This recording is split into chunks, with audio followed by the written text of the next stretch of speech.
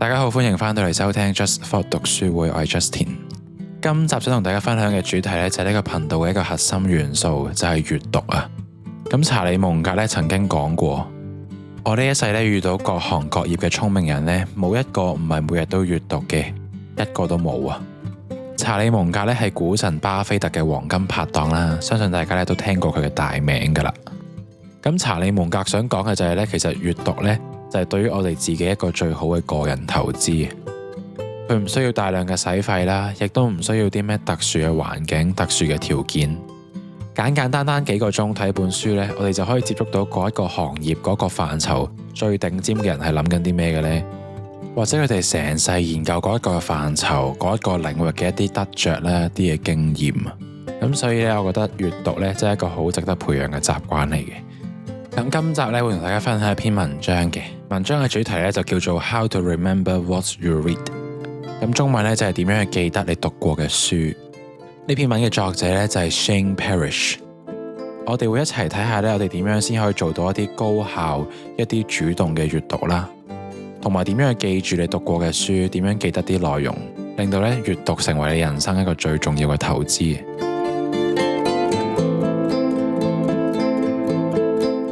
好，咁第一件事呢，同大家分享下點樣去做一啲主動閱讀先。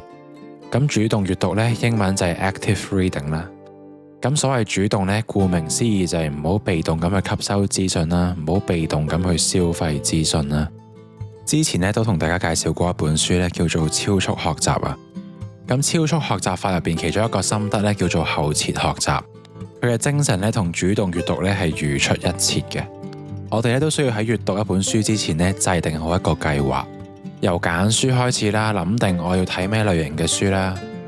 呢本書我有冇興趣睇呢？或者呢本書嘅難度對我嚟講會唔會太高或者太低呢？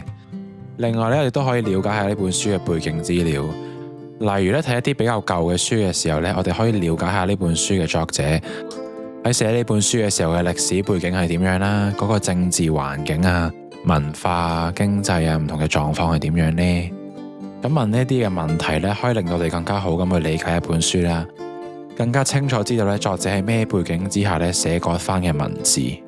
從而呢更加容易啦、更加全面咁去吸收到呢作者喺書入邊帶俾我哋嘅信息。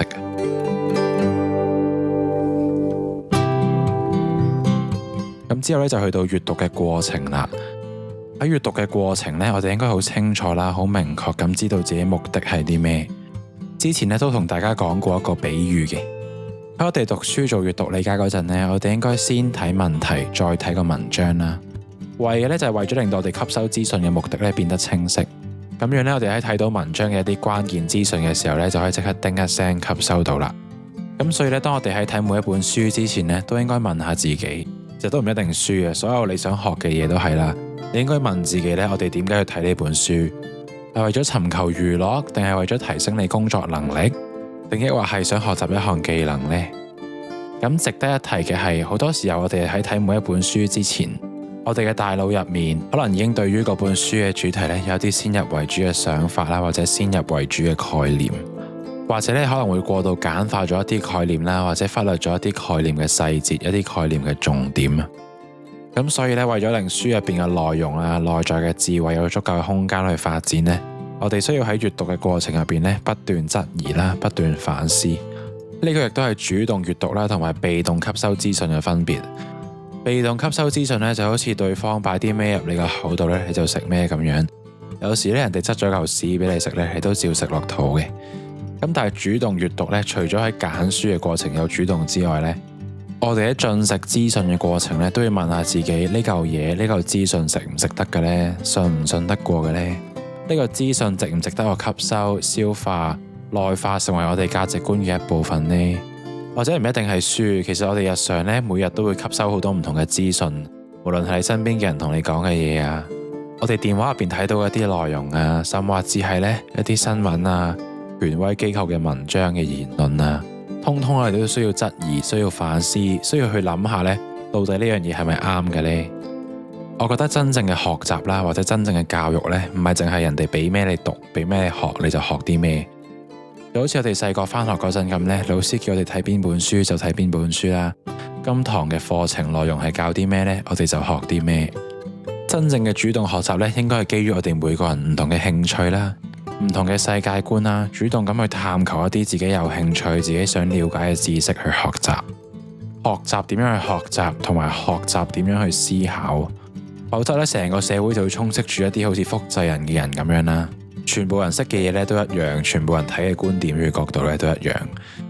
因為呢個世界有好多嘅機會，好多嘅機遇咧，都要求我哋有足夠嘅認知水平啦，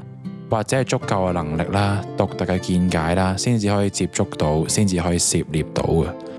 如果我哋每個人學嘅嘢都一樣啦，都係被動咁吸收一啲淺層嘅資訊呢，我哋就只可以做社會安排好我哋每個人都可以做到嘅工作啦，只可以爬嗰條咧社會安排好俾你爬嘅階梯，朝九晚六啦，升職加薪做到退休，冇辦法咧創造到屬於自己獨一無二嘅價值啦，同埋一啲機遇。咁我試下隨便舉個例啦，咁你假設咧有個社工，佢又讀心理學啦，又讀音樂嘅，咁喺輔導一啲佢嘅患者嘅時候咧，佢就可以配合埋音樂咁去輔導。比起一般嘅社工，單純用言語嘅輔導呢，佢就會有獨一無二嘅賣點同埋獨一無二嘅能力，令到佢咧可以開發到啲與別不同嘅機遇。咁所以咧都喺度鼓勵大家多啲主動閱讀啦，多啲去吸收唔同嘅資訊同埋知識啦。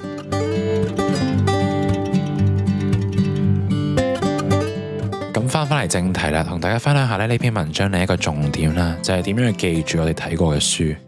或者點樣記得我哋吸收過嘅資訊呢？咁喺呢度咧介紹其中幾個方法俾大家聽。第一個咧最簡單直接咧就係喺閱讀嘅時候做筆記嘅。我自己睇每一本書嘅時候咧都有習慣係做筆記。我嘅習慣咧就係喺每次睇書嘅時候見到啲重要嘅句子、重要嘅段落咧都會 highlight 咗佢嘅。你中意你都可以開本簿咧抄佢落嚟，亦都可以咧喺睇完每一個章節之後咧將呢一個章節嘅重點啦、啲總結咧寫落嚟。呢篇文嘅作者就教我哋啦，如果你咧唔係好知點樣去簡化你嘅思路，唔係好知咧點樣將總結寫落嚟嘅話呢，可以想象下咧有個人咧拍一拍你膊頭就同你講啦，我哋可唔可以簡單用幾句解釋下啱啱個章節係講咗啲咩啊？而前提咧就係呢個人係從來冇睇過呢本書啦，亦都對書本主題嘅內容咧係毫無了解嘅。而當我哋需要向呢個完全唔知咩事嘅人解釋呢個內容嘅時候呢，其實就要求咗我哋去理解啦，同埋消化呢一個知識。而愛因斯坦咧都曾經講過，當我哋唔能夠用簡單嘅言語去解釋一件事嘅時候呢，就代表我哋對嗰件事嘅了解咧未夠透徹啊。而當我哋對一個知識嘅理解足夠透徹，足夠了解到每一個細節之後呢，自然咧就可以記得你睇過嘅書啦，同埋學過嘅知識啦。咁透過教人呢個方法呢，其實你就可以了解到自己對於呢一個知識係咪有足夠嘅了解啦。定係話你啱啱有啲眼瞓啦，見到啲字呢就快速擸過咗，以為自己已經主動閱讀啦，實質呢只係被動咁睇咗啲文字。咁我自己有時呢眼瞓睇書呢都會面對呢個問題。另外呢，當我哋用手去抄筆記、去寫筆記嘅時候呢，都可以有效咁觸發到我哋腦嘅一啲神經系統啦，令到我哋咧更加容易去記住呢啲嘅重點啦。咁另一個令到我哋記住書入邊內容嘅技巧咧，就係將一啲新嘅觀點啦、新嘅知識咧，同我哋腦海入邊現有嘅一啲想法咧聯繫起嚟，進行呢一啲連結啊。當我哋見到啲重要嘅概念啦、重要嘅段落嘅時候咧，就可以暫停睇書啦，嘗試透過你嘅想像力咧，清晰咁去描繪、清晰咁去刻畫呢一個畫面，令到呢一個重點咧有個畫面喺度。例如係讀緊歷史嘅話咧，可以幻想下以前啲人點樣去進行革命啦；或者係讀緊科學嘅話咧，可以幻想下細胞喺身體入邊咧點樣運作。特別係咧，如果呢個知識點咧已經同我哋本身理解咗嘅內容係有關聯嘅話咧，我哋就可以更加深刻啦，更加容易咁去記住呢一個知識啦。